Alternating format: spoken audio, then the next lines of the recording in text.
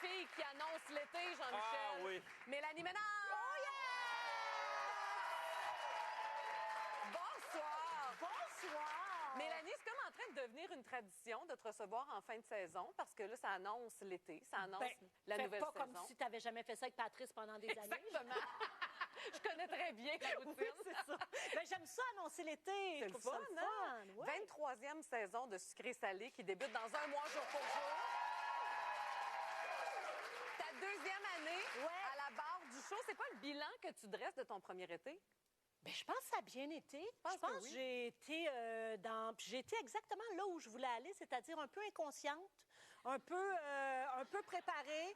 Puis j'étais contente de retrouver pour vrai les artistes. Ça faisait plein d'années des personnes à qui j'avais pas parlé. Il y en a que je voyais plus souvent, mais sinon beaucoup de fraîcheur, de nouveautés. Je pense que ça a bien été. Ben, les commentaires étaient très positifs. Ben oui. Deuxième saison, est-ce qu'il va y avoir des nouveautés? Il va y avoir des nouveautés, Jean-Michel, mais c'est pas de tes affaires. C'est ça qui est étrange. Hey, mais non.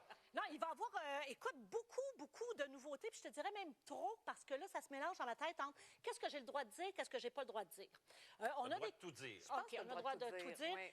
Une de mes demandes, moi, c'était de travailler plus en gang, qu'on se voit un peu, les collaborateurs et moi, parce que sinon, on travaillait en silo. C'est vrai. Alors là, il va y avoir plus d'événements où on va se réunir. Ah, c'est le fun, ça. Et mon autre demande, c'était d'aller chez le monde, de rencontrer le monde. J'aime beaucoup les vedettes, mais j'aime beaucoup les gens qui nous regardent aussi. Fait qu'on va ramener quelques petits vestiges du temps de Guy Jodoin, c'est-à-dire comme Toc Toc, c'est Guy. Oh, mon Bien là, il va y Dieu. avoir du toc-toc, c'est Mélanie qui va arriver avec des cadeaux. Puis si vous écoutez Sucré-Salé, bien, ça se peut que vous ayez un nouveau set de salon. Des choses comme ça. Oui! OK. Ouais, on va faire ça. Juste pas des gens du milieu. Non, pas des gens du milieu. OK. Non. Toi, tu Mais ça, un gardes. petit set de patio. Moi. Toi, t'es capable. Mais t'as-tu une petite fébrilité quand même à l'idée de reprendre du service? Oui, parce que je l'ai fait de façon un peu inconsciente, puis ça a bien été. Fait que là, j'ai fait, oh non, il faut que ça se repasse. Là, il y a quand des même. attentes. Il faut que ça arrive, c'est ça. Puis là, ils commencent ça. On commence la saison en m'envoyant en Turquie. Je m'en vais à Istanbul interviewer Lara Fabian. C'est qui Lara Fabian? Aucune idée. Mais... Donc, c'est vrai, là? Ben oui, pour annoncer son show à TVA, puis on s'en va voir s'il est si hot que ça à travers le monde. En entrevue, et ça, j'ai pas de la misère à le croire, tu as déjà dit que toi, tu te considères comme une petite fille de 12 ans dans un corps d'une femme de 50 ans. Et cette jeune fille-là, et je te cite, tu l'appelles ta petite conne intérieure. Oui. C'est tough, me semble. Tout le monde rit de ma blessure. Moi, je trouve que ça fait de la Mais peine. c'est qui cette jeune fille-là? Puis pourquoi ce nom-là? La petite conne! Ouais. Ça, c'est le maudit ouvre ton jeu de Marc-Claude Barrette, hein, qui est en train de nous... on va tout en thérapie, là. Je sais pas pourquoi. Mais la petite conne, écoute, la petite conne, elle était là parce qu'elle était pas belle, elle avait pas beaucoup d'appréciation dans son milieu de vie, elle était TDA, elle le savait pas, elle essayait d'aller chercher l'attention autrement, puis ça fonctionnait pas. Fait que c'était une espèce avoir eu l'impression d'avoir eu une boitée toute son enfance, puis pas s'apercevoir que c'était juste à cause de ses souliers, puis qu'on va juste ajuster la semelle, puis ça va aller.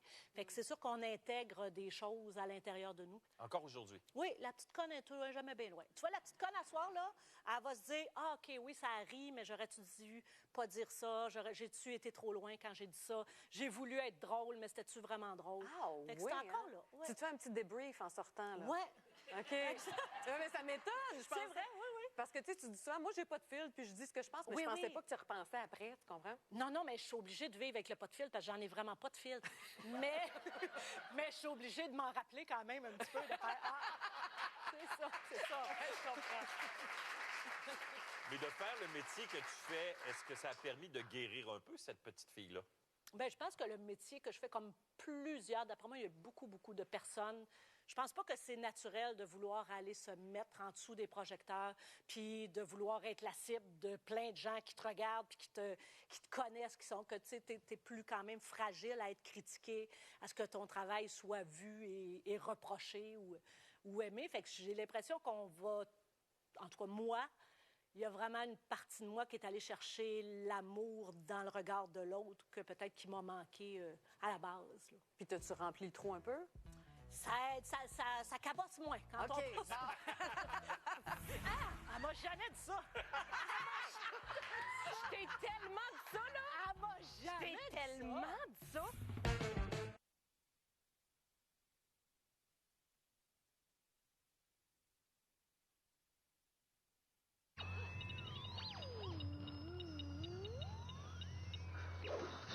Dans la jungle, 312 km d'ici. Moi, dans ce temps-là. Un autre projet aussi qui s'en vient puis qui est bien excitant, c'est le 3e film de Dans une galaxie près de chez vous. Là, c'est en préparation. Ça fait des années, il me semble, qu'on en entend parler, mais ça s'en vient. Et pour nous faire patienter, à partir du 1er mai prochain, il y a le documentaire Dans une galaxie près de chez vous, 25 ans de mission animé par Mathieu Peppers. Ça veut dire que vous êtes tous réunis Oui. pendant 3 heures, la gang des comédiens, la gang originale, à jaser. Comment tu l'as vécu, ce moment-là? Ça a été formidable. Ça Puis on doit. s'était réunis quelques fois pendant cette période-là, justement, pour parler du 3e film. On est allé souper chez Claude, puis on a tous fini dans le salon à regarder des bloopers, puis à regarder On traite beaucoup sur nous. On est vraiment, pas vrai, on est vraiment je pense qu'on est devenus, avec le temps, des grands fans de cette Dans série-là. une galaxie. Oui. Fait que c'était très, très le fun. Ils ont été un petit peu découragés, je te dirais, sur le plateau. Le réalisateur a fait, OK, il nous avait dit, hey, lâchez-vous là, sans... Puis là, il est revenu quelques fois, faire, pouvez-vous... Ah oui? Moins. On est vraiment, tu vois, si moi j'ai la petite conne, eux autres, ils ont chacun leur petit con qui ressort aussi. Qui s'amusent Ah ouais, puis ensemble. quand on est ensemble, là, c'est fou. Ouais. Mélanie, on te souhaite un bel été, une belle saison à sucré-salé dès le 20 mai sur les ondes de TVA.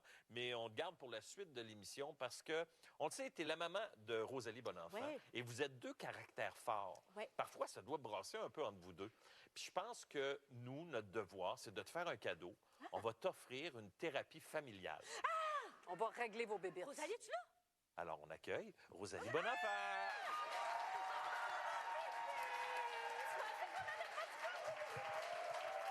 Excusez-moi, je vous ai...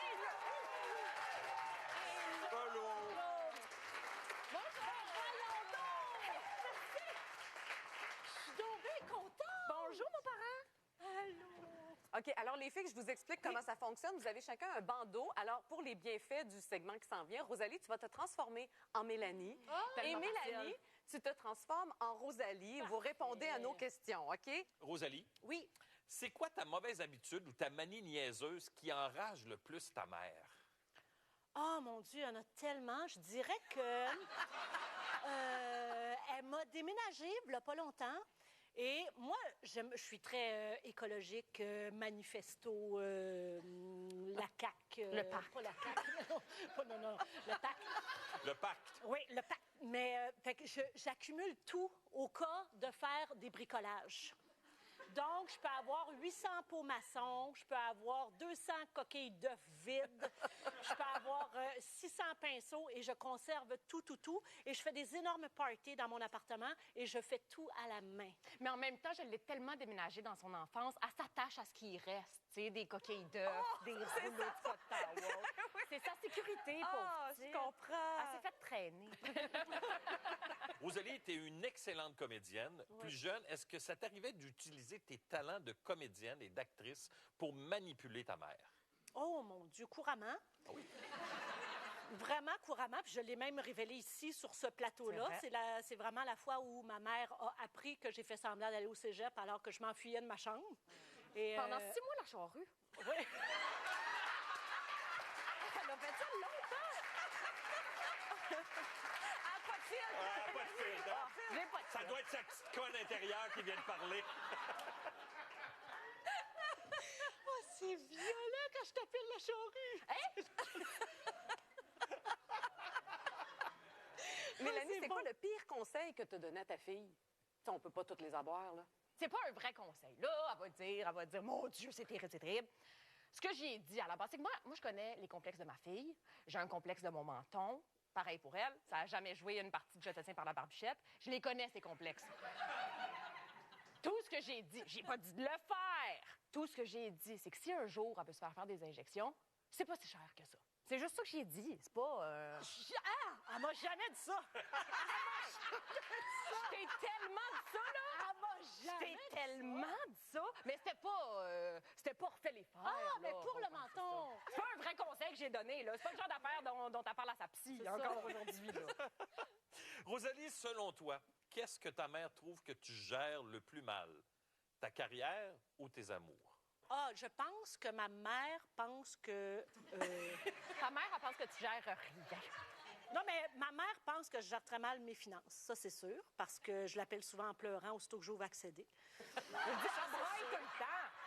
Mes amours sont replacés, là. Ah oui? Oui. Mais c'est vrai qu'il y a eu une petite période où je me cherchais un peu. C'est pas... L'affaire, c'est que c'est très difficile pour moi parce que Ro, elle a fait son deuil de son ex, mais moi, je suis encore un petit peu attachée. J'attends encore mes petits-enfants frisés. J'aimerais bien ça qu'ils reviennent dans le portrait, là. Si jamais c'est possible. Puis j'imagine que tu en parles souvent, Rosalie. Ah oui, mais pas sans pression, là. OK. Je le sais qu'on peut plus dire ça à quelqu'un. Mais si jamais elle veut me faire des enfants, des petits-enfants, je suis prête.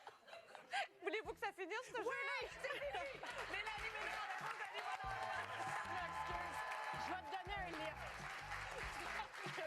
J'ai quand même 3 personnes avec qui elle a eu une aventure.